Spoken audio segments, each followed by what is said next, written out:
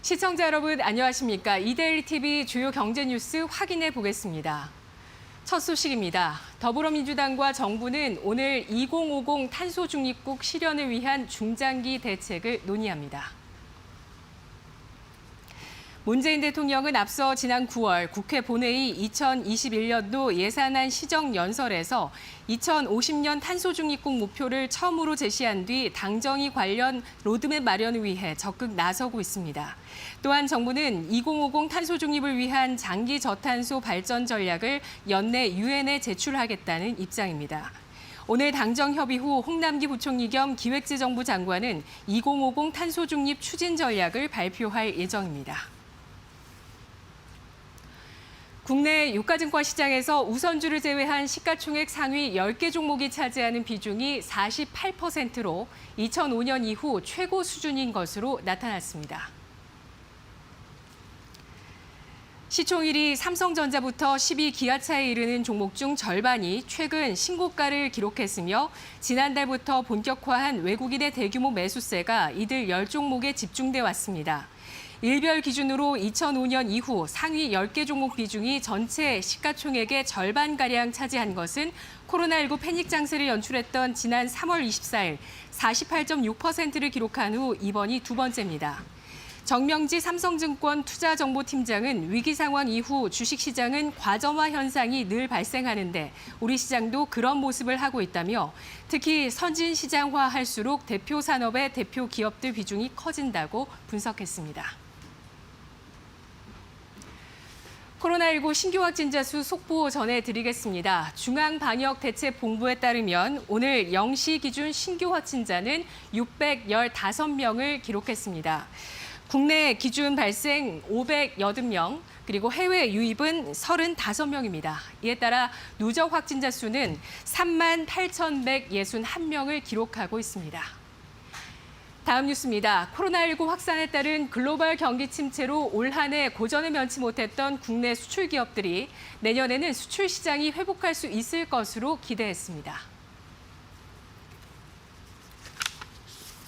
어제 한국무역협회가 국내 967개 수출 기업을 대상으로 실시한 2021년 1분기 수출산업 경기 전망 조사에 따르면 내년 1분기 수출산업 경기 전망 지수는 112.1로 2017년 2분기 이후 15개월 만에 110을 웃돌았습니다.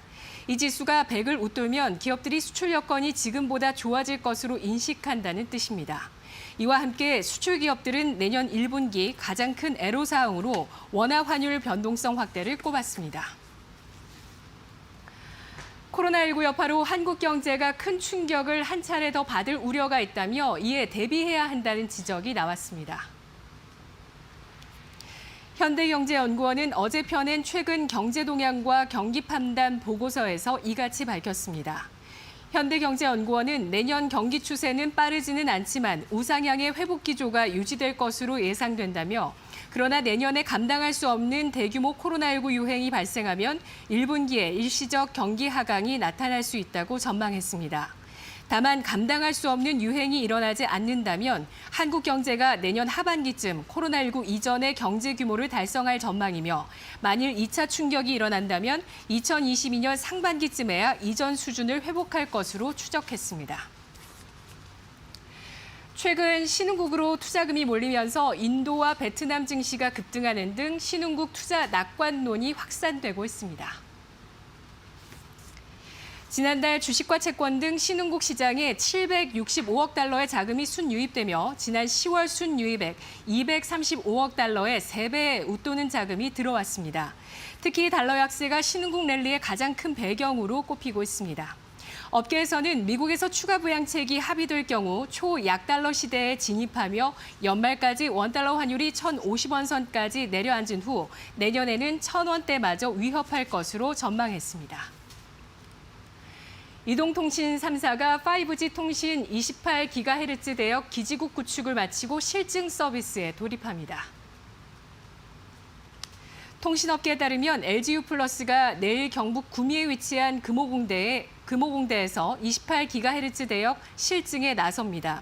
LGU 플러스는 5G 전시관을 개관, 5G 활용 원격 수업 서비스와 가상현실, 증강현실 콘텐츠도 선보일 예정입니다.